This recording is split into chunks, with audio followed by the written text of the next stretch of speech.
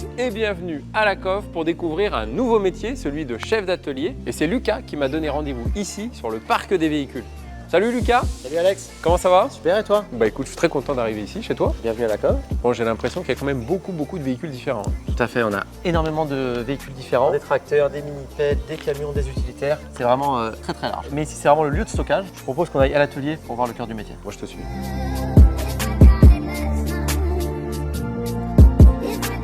Bon, effectivement Lucas, c'est là que tout se passe. Exactement. Comme tu peux voir ici, on a un pont poids lourd. Ouais. On en a un deuxième ici qui est un peu plus conséquent. Ici principalement les voitures utilitaires.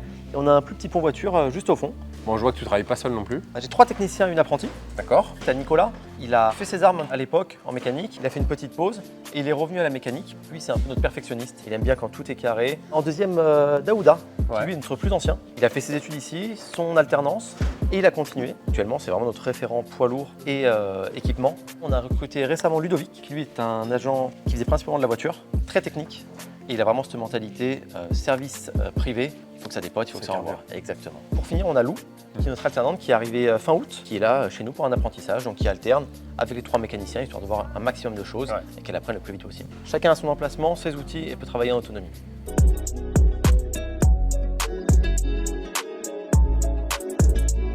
Bon Lucas, je vais revenir avec toi sur ton parcours. Ouais. À quel moment ça a démarré ton histoire avec la COF? La COF est arrivée en 2023. J'ai fait un bac pro mécanique chez Mercedes et après j'ai évolué progressivement. Je suis allé chez BMW. Là, je suis vraiment monté en technicité et j'ai eu cette opportunité de venir dans le secteur public, donc à la COF. J'ai postulé au poste de chef d'atelier. J'ai vraiment pu développer mes compétences en management. C'est ça qui t'a séduit dès le début? Ouais. C'était de pouvoir Honnêtement, passer un cap aussi dans ta carrière? Tout à fait, c'était de passer au-dessus. Ouais. J'avais fait le tour pour moi côté mécanique. Je voulais vraiment faire de la gestion, du management, solutionner des problèmes. C'est vraiment cette partie-là qui m'a intéressé. Et comment ça se passe au quotidien? J'ai au moins un mécanicien et moi-même, ainsi que le chef de parc qui venons à 7 h. Les autres mécaniciens arrivent un peu plus tard. Quand tout le monde est là, on fait une petite réunion matinale autour d'un café, on discute, on fait le point sur les véhicules à faire. Au préalable, j'ai préparé des OR, ordres de réparation, ce qui permet aux techniciens de faire les interventions sur le véhicule et leur donne accès au magasin pour les pièces. Je fais le point régulièrement avec eux sur l'état d'avancement. Le but, c'est que les camions roulent. Moins de temps ils sont immobilisés, mieux c'est. Autre partie qui m'énerve en plus, c'est le fait de toucher à plein de types de véhicules. On fait du poids lourd, on fait de la voiture, on fait des vélos, on fait vraiment tout type d'engin. Quelle est la grosse différence que tu as vécue entre le privé que tu as connu avant et aujourd'hui le public? Dans le privé, il y a cette pression toujours financière et on est là pour engendrer de l'argent. Dans le public, on est là pour rendre service. Quand on rentre un camion, on va tout faire pour le sortir le plus rapidement possible. On a ce souci de rendement pour rendre service à l'usager. Mais on n'a pas cette notion de business et financière derrière. Vous êtes aussi sur un service qui est quand même charnière entre plusieurs autres services. Comment ça fonctionne? Si on parle principalement des camions, ce qui est 80% de notre parc, mine de rien, tous les chauffeurs ont des GPS dans leur camion et ils peuvent nous faire des annotations qu'on reçoit directement par mail.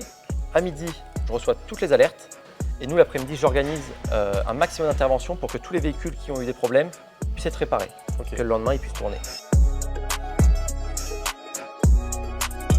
Lucas, un grand merci à toi d'avoir partagé ton quotidien avec moi. Merci d'être venu faire découvrir notre métier.